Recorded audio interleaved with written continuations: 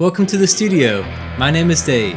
After teaching thousands of lessons across a couple decades, from elementary age to university level students, I've discovered some common themes and I have some wild stories to share. Today's lesson is all about the necessity of both spinach and ice cream.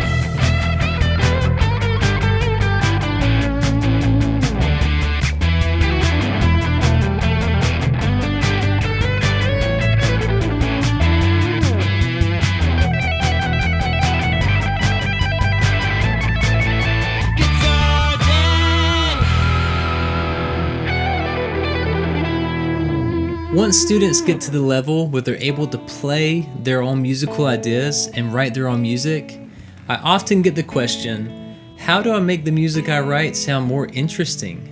Think about what makes a movie great. A captivating storyline that has challenges and payoffs, unexpected plot twists, and a main character that develops and eventually overcomes. The main character of music is melody. It's the piano hook, the lead vocal, the guitar solo, the part that most people sing along to while the song is playing. The surrounding environment or backdrop is called harmony. This is the rhythm coming from drums and bass, the chord progression on piano and guitar. Everything that gives a setting for and supports the melody. There have to be challenges and payoffs, which are called suspension and resolution in music. There also have to be unexpected turns, like a new section, a key or meter change, or a different dynamic. Most of all, the melody cannot stay the same. It has to develop and progress, and the harmony serves as a great interactive backdrop that makes that melody have context.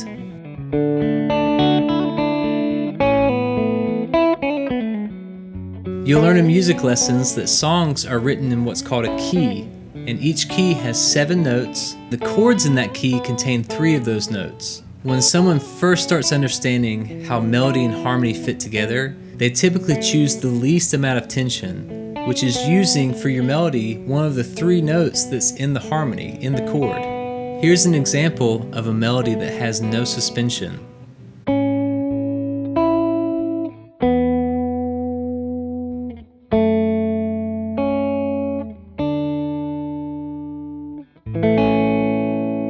That's a great start. And because everything fits together and sounds nice, it's really encouraging to a young musician. The next step is to start putting in some non-chord tones into the melody to add suspense, like this.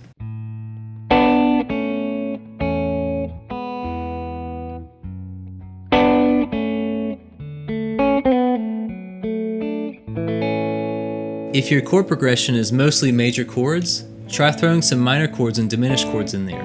If it's mostly small movements within the scale, try some bigger interval leaps, or even some non-scale tones to challenge it.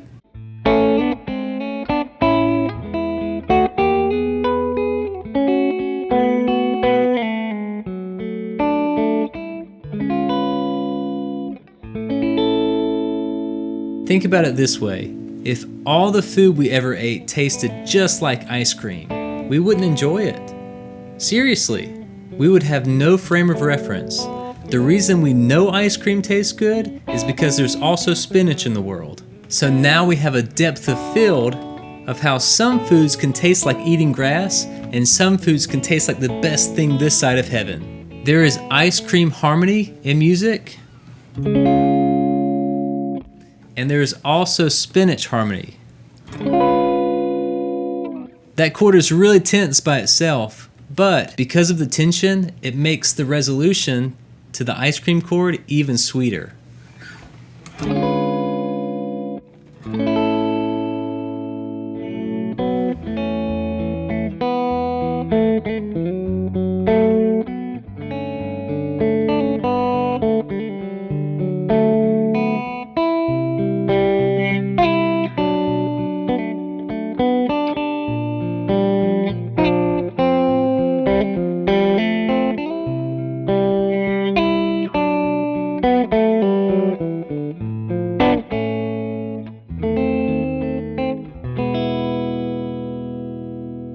It's the same concept about sorrow and joy in life.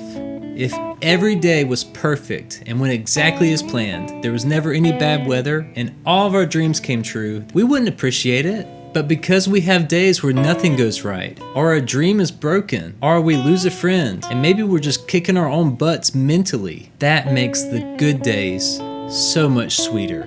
Let me say this, if your emotional lows and highs seem to swing a little wider than most people's, welcome to the club.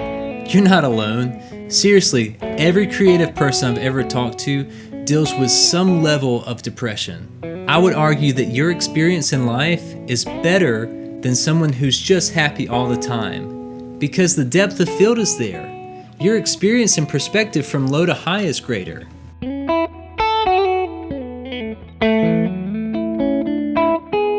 Practice tip number 1 from today. Make your melody more interesting by using small and large interval skips, simple and complex rhythms, diatonic and non-diatonic notes. Change the meter, change the key, and use other things to break away from the expected. The best way to start writing melody is to sing something first and then try to replicate it on your instrument. I'll do this really often when I'm trying to write a guitar solo or a hook for an intro and turn of a song.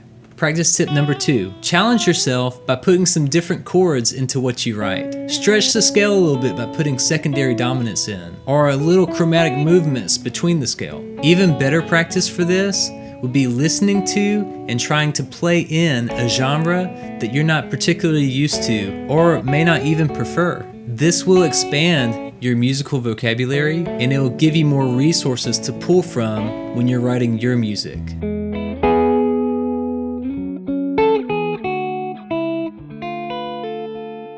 Hope you enjoyed today's lesson. Turn your hat around, make it look like you're coming back.